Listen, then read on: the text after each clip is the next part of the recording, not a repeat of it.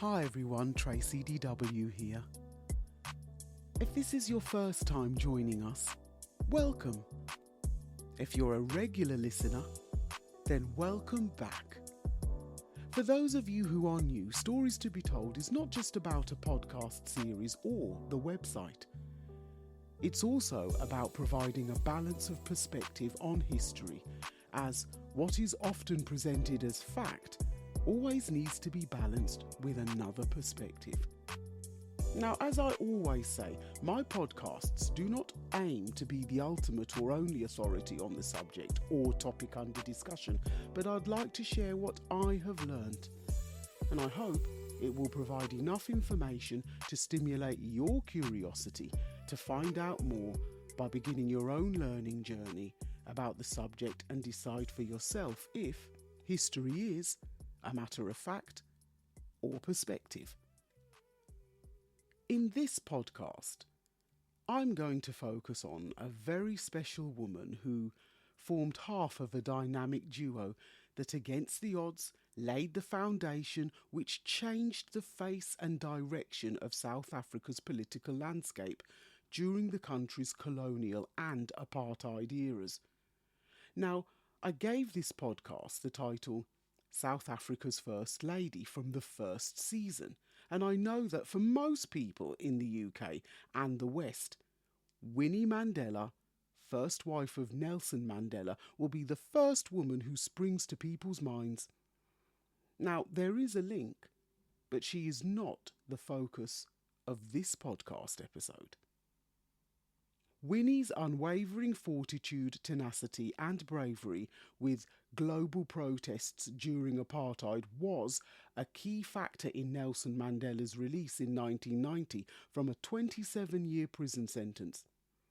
However, this podcast focuses on the same tenacity and bravery from a woman who lived out her ideals more than a century before. I speak of the one and only Nokutule Dube. I want to take this podcast episode to focus on her life and achievements and why I believe she deserves to be viewed as a First Lady. But first, let's get into some core knowledge. Nokutule Dube was born in 1873 in a missionary station to Christian converts in Natal, South Africa. She was a star pupil at her school, and her potential was recognised at an early age when her essays were published in America due to her teacher, Ida Wilcox, being an American missionary stationed in South Africa at that time. A teacher, singer, and a musician, in 1894, Nokutule married John Langalibalele Dube, a writer, educationalist, and politician. They travelled to New York from Britain in 1896, where they became a subject of admiration and interest in the American media. Their story was reported in the New York Tribune, and Nokutule was featured in a series called Women of Note in the Los Angeles Times. While studying in Brooklyn, Nokutule had her essay published in 1898 by the Women's Board of Missions entitled The Story of My Life. Mr. and Mrs. Dube were both influenced by the ideas of self-reliance and economic independence espoused by Booker T. Washington, a prominent African-American who was a precursor to the ideology of Marcus Garvey. Their experiences in America had a huge impact on their lives, and on their return to South Africa, they became a force to be reckoned with. Together, they co-founded the Langa Lase Natal, Son of Natal, in 1903, the first African-owned newspaper.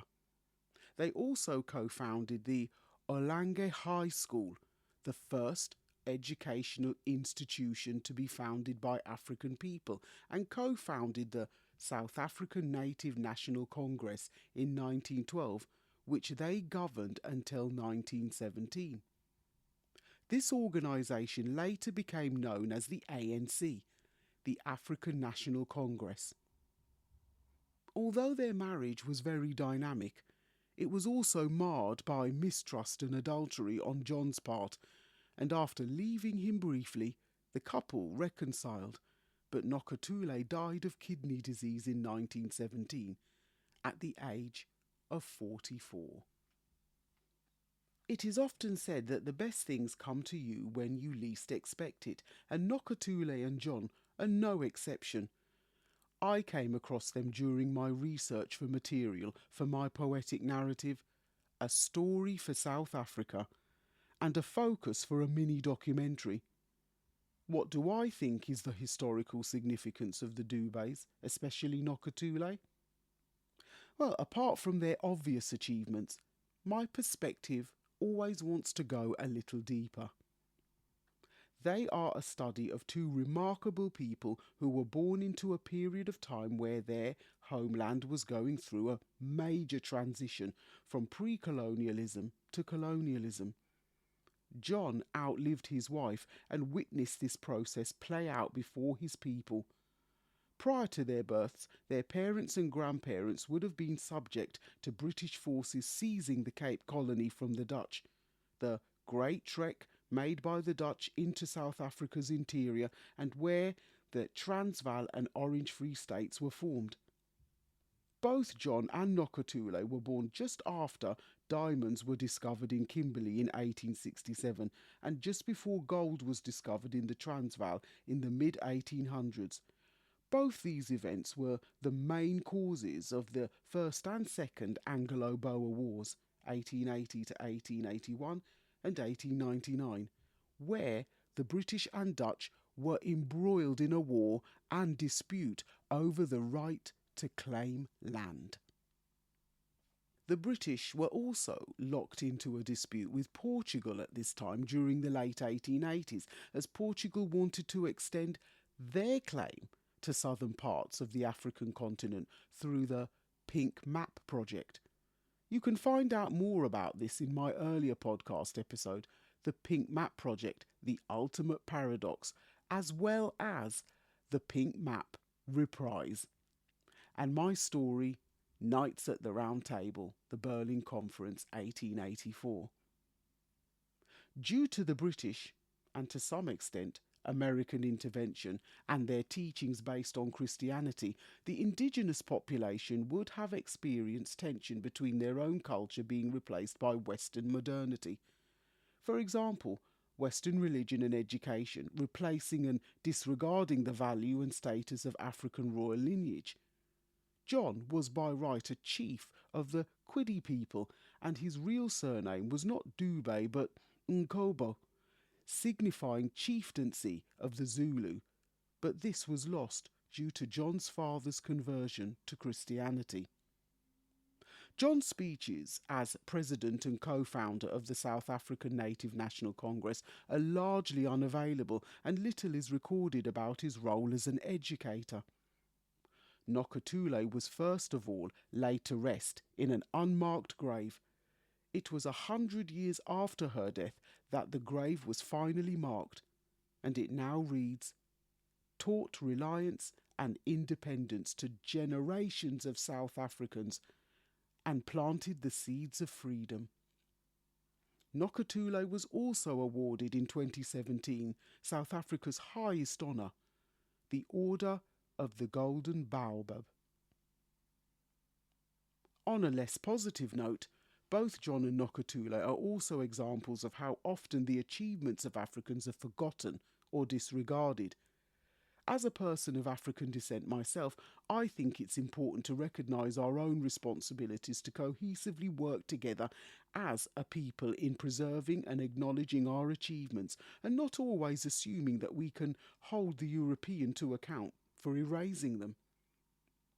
What was also significant about the Dubes is how Like many Africans before them, they embodied courage to follow their convictions by having a revolutionary spirit in setting up the South African Native National Congress to defend the rights and way of life of their people, even if the influence of Western modernity was a key part of their ideology.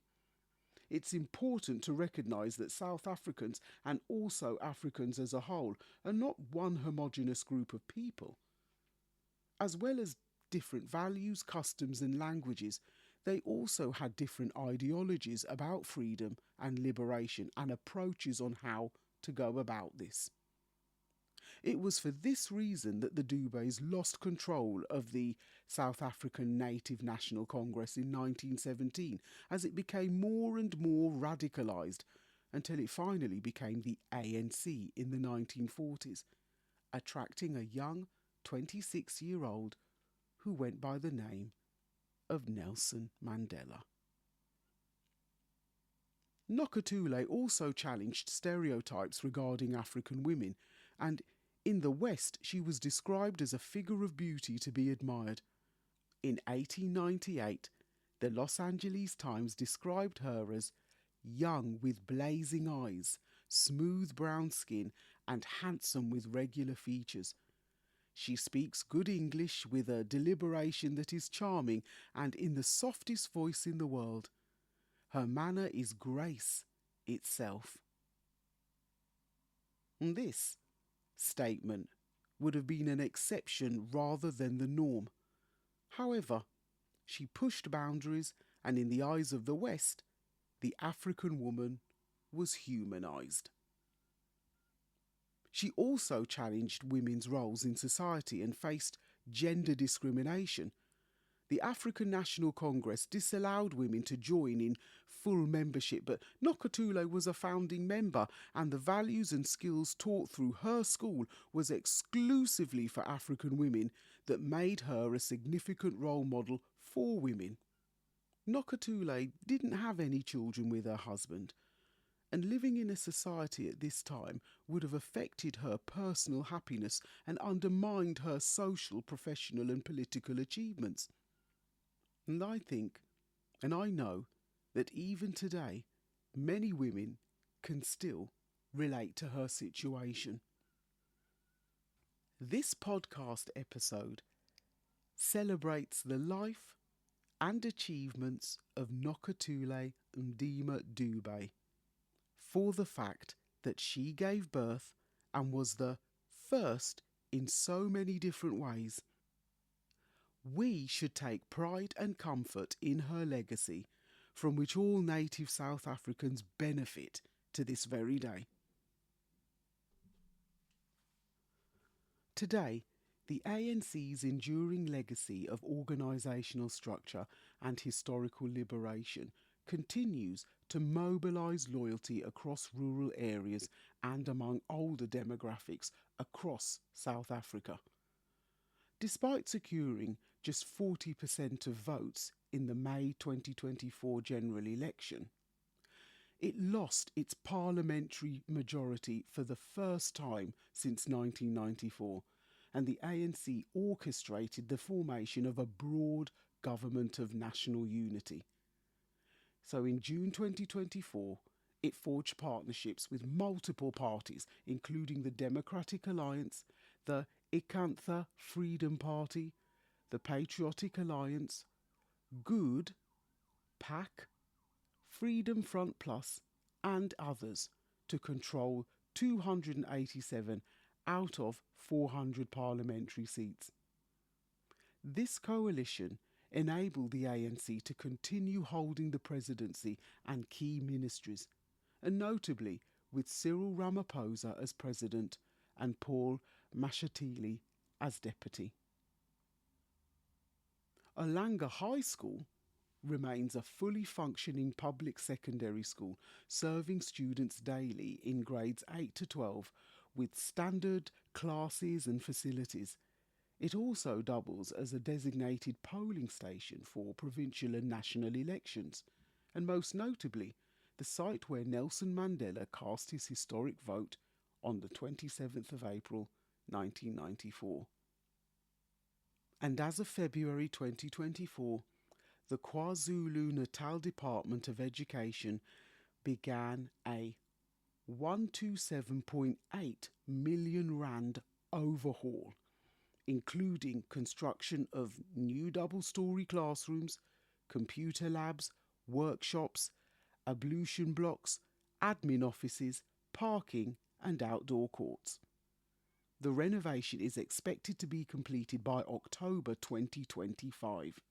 This project is part of a broader effort to restore and preserve historic schools founded by black leaders. So apart from Elange, it also includes Inanda Seminary, Adams College, as well as many others.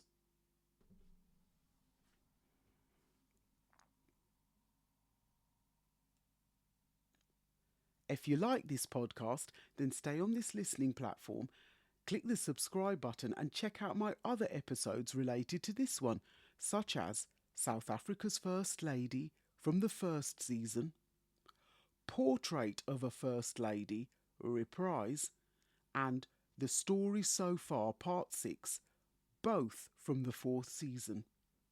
And also check out my episode from the fifth season, inspired by a visit to the British Museum to look at the Benin bronzes, and that's called The Benin Bronzes, Spoils of War or Cultural Ambassadors, where I invite you to join in and contribute to the discussion about how we as a diaspora, as well as Africa's indigenous population, can further preserve our own heritage and our own culture, as well as continue to ensure that past colonial powers are held accountable for their actions. And don't forget what I call the heart and soul of the Stories to be Told movement, my stories or poetic narratives, Caribbean Wind, Caribbean Rush, Nights at the Round Table, the Berlin Conference 1884, and Gone with the Wind, Macmillan's Speech for Change. These are all available on the website in paperback, on Amazon in Kindle format, and in ebook format at Apple Books and all other digital platforms. And also the publication of the latest 4 titles. Now, if you want to find out more, just visit storiestobetold.com and check out the learning platforms for The Journey's End, Giving Back Hong Kong, Bite from the Big Apple, A Story for New York, Hope for Zimbabwe, Arise the Phoenix, and the inspiration for this podcast episode, A Story for South Africa. If you'd like to sign up for my email list, just visit the website where you can opt in and receive your free samples of my first 4 titles. And finally, remember that you can also send me an audio message on the SpeakPipe link, which is also in the show notes, so don't be a stranger. Feel free to like, follow and share us on social media when you visit the website. Just click on to whichever social media link you would like to follow us on. And as always, it is a pleasure and a privilege to share my learning journey with you in this podcast series, and I encourage you to either begin or continue your own. History is a matter of fact or perspective. I'm Tracy DW, and this is a Stories to be Told podcast. Stay safe, stay well, stay blessed. Thanks so much for listening, and I'll see you on the next page.